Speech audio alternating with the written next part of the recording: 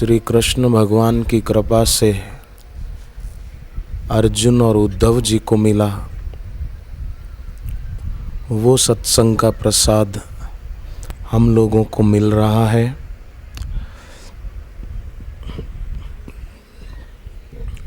अथर्ववेद की अथर्वशीर उपनिषद है, उसमें ओमकार के जप को तारक बताया है कि तारने वाला है, तारणहार है।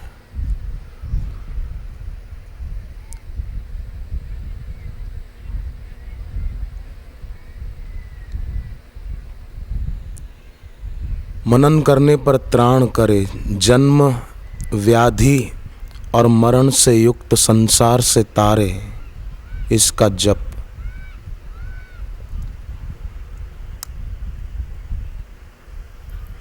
गुरु मंत्र मिलता है गुरु के मुख से, उसमें ओमकार तो है ही है।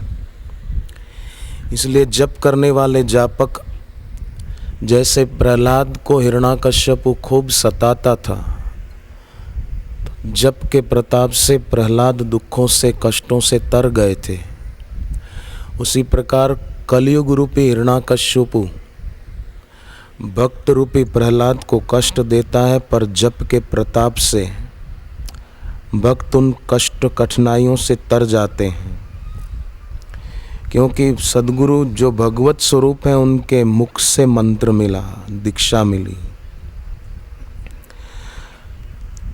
अथर्ववेद की एक दूसरी उपनिषद है आत्म उपनिषद, उसमें बताया तथैव ब्रह्मविद श्रेष्ठ सदा ब्रह्मैव ना परः घटे नष्टे यथा व्योमम व्योमैव भवति स्वयं। माने परमात्मा को जानने वाले, उस ब्रह्म को जानने वाले स्वयं भी वही हो जाते हैं। जिस प्रकार घड़े के फूट जाने पर घड़े के अंदर का आकाश वो आकाश रूप ही हो जाता है, क्योंकि घड़ा जो टूट गया। उसी प्रकार जो भगवत प्राप्त महापुरुष हैं वे स्वयं भगवत रूप हो जाते हैं। स्वयं भगवान कृष्ण ने इस उपनिषदीय वचन का समर्थन करते हुए,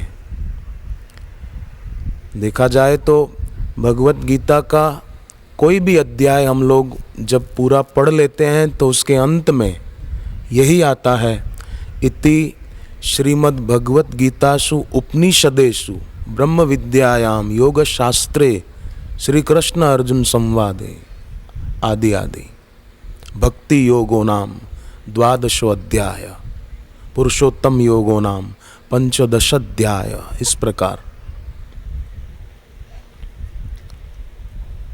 ये उपनिषदों का अमृत है। तो उपनिषद में तो कहा, अथर्ववेद की आत्म उपनिषद के उस ब्रह्म को जानने वाले स्वयं ब्रह्म रूप होते हैं।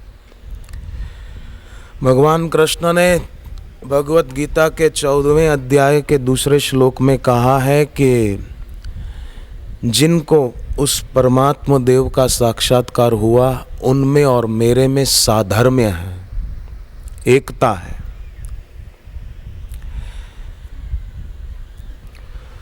तो श्री कृष्ण भगवान कहते हैं मैं मौजूद हूं पर मूढ़ अनुभव नहीं कर सकते हैं। तो सवाल ये नहीं है कि ईश्वर सामने है या नहीं, पर भीतर मूढ़ता है या नहीं, समझदारी है या नहीं। तो भगवान कहते हैं भगवत प्राप्त महापुरुष तत्वबोध पाए हुए, अनुभव किए हुए संत में और मुझ में साधर्म्य है, एकता है। पर ऐसे महापुरुष को अगर कोई साधारण समझे तो उस व्यक्ति के साधारण समझने से महापुरुष साधारण नहीं हो जाते हैं। परंतु उस व्यक्ति के जीवन में जो गरिमा की, ऊंचाई की, आध्यात्मिक अनुभव की संभावना थी वो खत्म हो जाती है, वो नष्ट हो जाती है। और इस मृत्यु संसार सागरात, भगवान ने संसार को कहा, उसमें वो भटकता ही रहता है। उसका उद्धार नहीं हो पाता।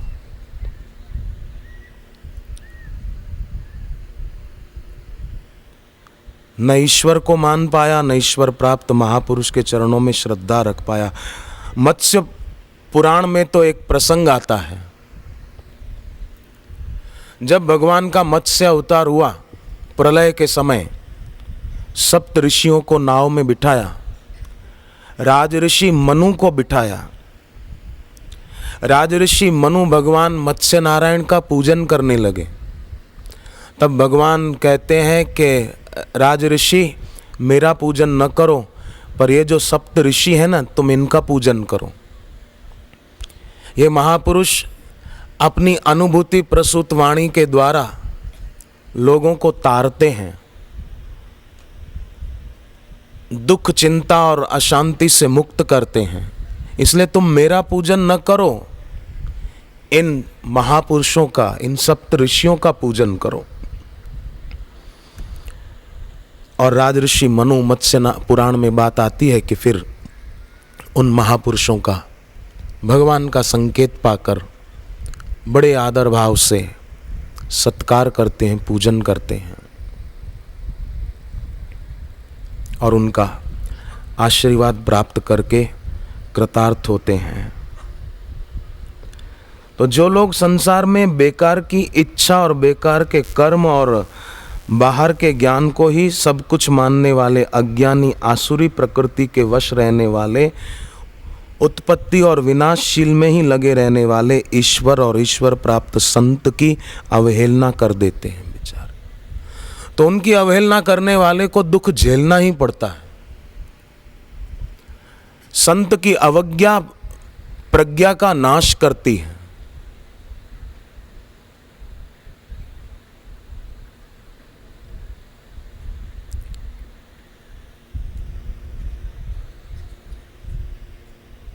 साधु अवज्ञा कर फल ऐसा, जरही नगर अनाथ कर जैसा। जारा नगर निमिष एक माही, एक विभीषण कर ग्रह नाही। लंका पूरी जली हनुमान जी की अवज्ञा से, पर विभीषण का घर नहीं जला। जारा नगर निमिष एक माही, एक विभीषण कर ग्रह नाही। मुंबई में जवेरी बाजार है, वहाँ कुछ वर्ष पहले बम विस्फोट हुआ था। तो एक परिवार के लोगों ने बताया, बोले हमारी दुकान भी उसी बाजार में और हमारी दुकान से कुछ मीटर दूरी पर ही बम विस्फोट हुआ। पर बोले जैसे एक विभीषण कर ग्रह नाही, एक विभीषण का घर नहीं जला, ऐसी हालत हुई हमारी, हम बच गए, हमारे जान माल की रक्षा हो गई। क्योंकि हम रोज सुबह उठकर गुरुदेव से मिले हुए भगवान नाम का जप करते हैं।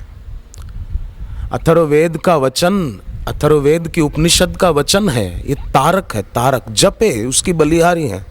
मान कर न करे, कल्याण चाहने वाले महापुरुष की बात न माने तो क्या होगा? घाटा किसको होगा? शुक्ल यजुर्वेद की एक उपनिषद है जिसका नाम है अध्यात्म उपनिषद। उसमें लिखा है, स्वात्मन्येव सदा स्थित्या मनो नश्यति योगिनः युक्त्या श्रुत्या स्वानुभूत्या ज्ञात्वा सर्वात्मयमा मनः। माने सदा अपने परमात्म भाव में स्थित रहकर श्रुति, युक्ति और अनुभूति द्वारा सबको अपना ही स्वरूप जानकर महापुरुष का संकीर्ण भाव नष्ट हो जाता है। उड़ीसा में जब बाढ़ आई थी ना, तो अहमदाबाद आश्रम से बापूजी ने व्यवस्था भिजवाई, सेवा कार्य उधर शुरू करवाए और दूरभाष के माध्यम से उनको संदेश भिजवाया, खबर भिजवाई कि सेवा में कोई भी भेद मत रहने देना, चाहे कोई मुस्लिम हो, चाहे ईसाई हो, कोई भी हो, सबको भोजन कराना, सबको चीज़ वस्तुएं, जिनके घर उजड़ गए, बाढ़ में बह गए, उनको वो चीज़ें पहुंचाना। संकीर्ण भाव उनमें नहीं होता है, अपितु उनमें श्रद्धा रखने वाले का भी संकीर्ण भाव नष्ट होता है। फिर उसका दायरा दिल नहीं रहता, दरिया दिल हो जाता है।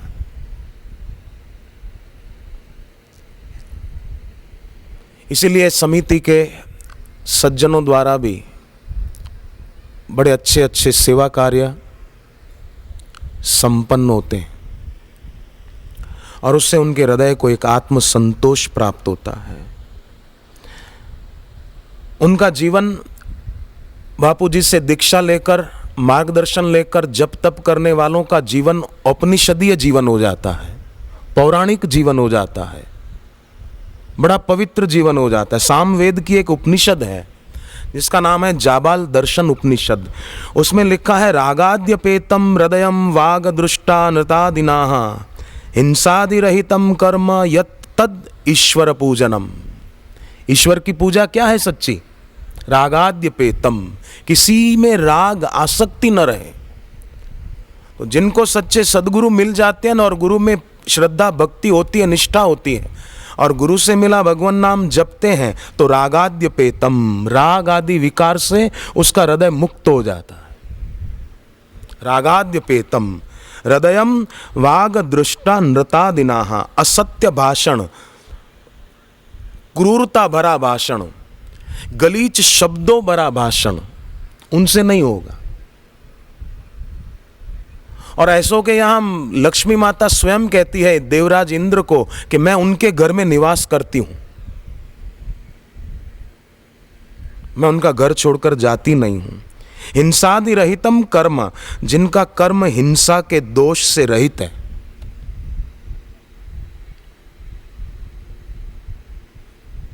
दोष नहीं है कोई।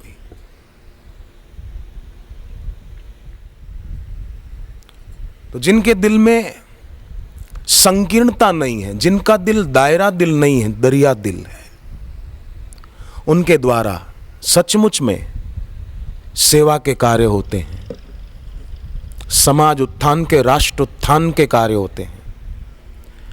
हमारा राष्ट्र व्यसन मुक्त राष्ट्र हो सकता है, उनके द्वारा हो रहा है। हमारा राष्ट्र धर्म संपन्न, अर्थ संपन्न ऐसे महापुरुषों के मार्गदर्शन से हो सकता है।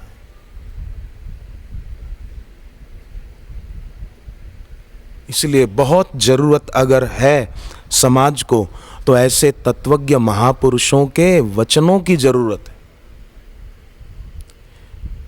क्योंकि वे जब बोलते हैं तो परम वचन बोलते हैं। शृणु में परमम वचः।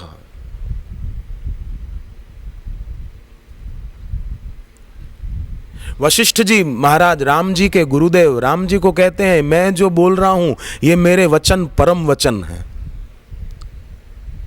एक होता है सत्य वचन, एक परम वचन।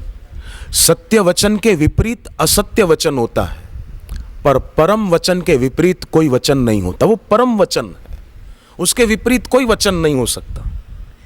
श्री कृष्ण के वचन परम वचन है, रामकृष्ण परमहंस के वचन परम वचन है, गुरु नानक देव जी के वचन परम वचन है, रंग अवधूत जी महाराज के वचन परम वचन है, बापू जी के वचन परम वचन है।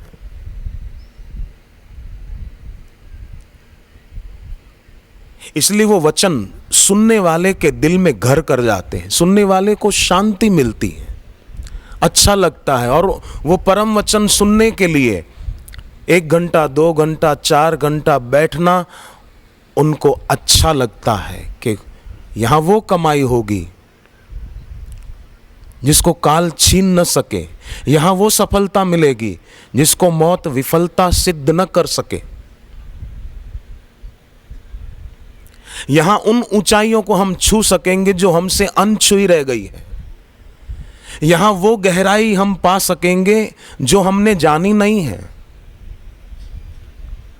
यहाँ हमारे हृदय में उस ज्योत के दर्शन हमको होंगे जिसको हम लोग आज तक अनुभव नहीं कर सके। अंतः शरीरे ज्योतिर्मयो हि शुभ्रो यम पश्यन्ति यतयः क्षीण दोषाः। क्योंकि आत्मज्ञानी महापुरुष के जो परम वचन है उनमें यह सामर्थ्य है कि दोषों को क्षीण कर दे। भागवत में बड़ा सुंदर वचन है 11 स्कंद में, यथा यथात्मा परिमृज्यते सौ मत पुण्य गाथा श्रवणाभिधानै तथा तथा पश्यति वस्तु सूक्ष्मं चक्षुर यथावांजन संप्रयुक्तम। परिमृज्यते सौ, ज्यों ज्यों सुनते जाएंगे त्यों त्यों परिमार्जन होगा, शुद्धि होगी। और यही कारण है देश विदेश में बसने वाले लोग गुरुदेव की वाणी सुनने को लालायित रहते हैं। चाहे पारसी धर्म के मानने वाले हों, चाहे इस्लाम धर्म के मानने वाले भाई हों, चाहे कोई भी हो। एक सिख बंधु अमेरिका की राजधानी वॉशिंगटन डीसी से आए थे। भीलवाड़ा में सत्संग था बापू जी का, दीक्षा लेने बैठे थे। बाद में मेरी बात हुई उनसे, तो मैंने पूछा कैसे आना हुआ। बोले मैं वॉशिंगटन से आया हूँ और पहली बार जब हमने वहाँ टीवी पर सत्संग सुना बापू जी का, तो मुझे ऐसा लगा कि हमारे गुरु नानक देव धरती पर से गए नहीं हैं, बापू के रूप में विराजमान हैं। इसलिए मैं खास वॉशिंगटन से भारत आया हूँ। पत्नी को भी दीक्षा दिलाई, बच्चों को सारस्वत मंत्र की दीक्षा दिलाई। रागाद्यपेतम हृदयम वाग दुष्टा नृतादिना हिंसादि रहितम कर्म यत्तद ईश्वर पूजनम। हिंसा से रहित कर्म, गलीच शब्दों से रहित वाणी, राग आदि विकार से मुक्त हृदय जिसका है, उसके द्वारा सतत ईश्वर पूजन हो रहा है। और बापू जी के सत्संग में ये शक्ति है कि साधक का जीवन इस उपनिषदीय वचन के अनुसार हो जाए। हिंसा से रहित कर्म, राग से मुक्त हृदय और अपशब्दों से, गलित शब्दों से रहित वाणी।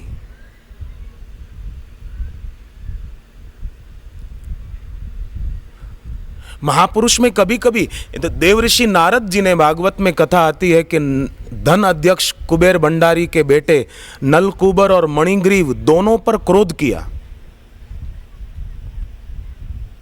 बहुत क्रोध किया। गलती क्या थी कि वो नदी में स्नान कर रहे थे वस्त्रहीन होकर, और नारद जी को देखकर भी उन्होंने अपनी अभद्रता नहीं छोड़ी। हकीकत में अभद्र व्यक्ति ही सच्चे महापुरुष की कद्र नहीं करता, वो खुद अभद्र है जो संत की कद्र नहीं कर रहा। और अभद्र वो दूसरे को अभद्र मानता है, उसके बारे में अभद्रता के शब्द लिखे। अभद्र ही कद्र नहीं करता। जिनके वचन भद्र हैं, भद्रम कर्णे भी शृणुयाम देवा, जिनकी वाणी सुभद्रा है। भागवत में आया है, भगवान कृष्ण कहते हैं उद्धव को कि मेरी कथा जो है ना वो सुभद्रा है। श्रद्धालुर में कथा शृणुवन सुभद्रा लोक पावनी। सच्चे सदगुरु के मुख से वो सुभद्रा की प्राप्ति होती, भगवान कृष्ण की बहन सुभद्रा। अभद्रता जिनके जीवन में है वो इस सुभद्रा की कद्र क्या करेंगे।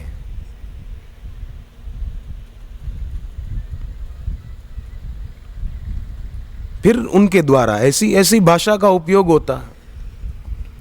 रावण भी ऐसे लोगों को देखकर सोचता होगा कि ऐसे गंदे शब्द तो मैं भी नहीं बोलता था। रावण को भी शर्म आ जाए कि ऐसे ऐसे शब्द मैं न बोलूं। पर सुज्ञ लोग, समझदार लोग जानते हैं। अथर्ववेद की नारद परिव्राजको उपनिषद में सदगुरु की शरण की बात आती है कि समर्थ सदगुरु की शरण में जाना चाहिए, उनके चरणों में बैठकर अपने कल्याण के बारे में सुनना चाहिए। और फिर उस उपनिषद में बताया कि उनके वचनों को सुनने मात्र से मंगल होगा, क्योंकि उनके वचन परम वचन।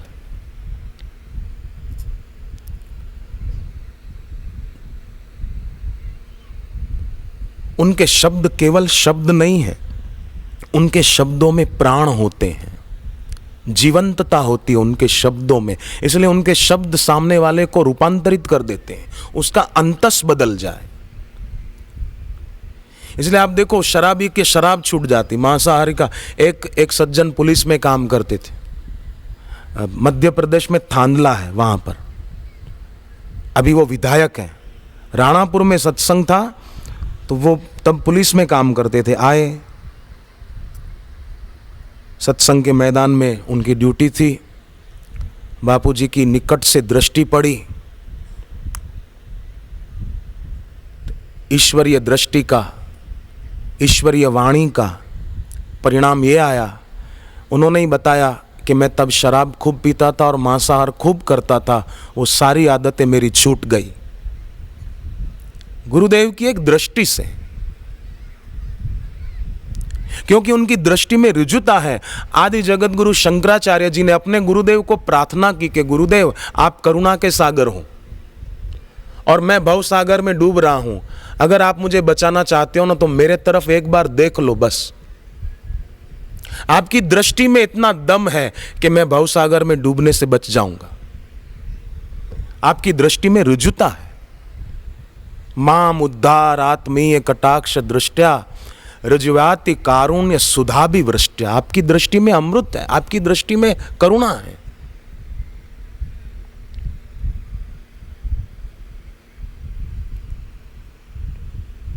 बोले मेरा पूरा जीवन परिवर्तित हो गया, शराब मांसाहार सब छूट गया।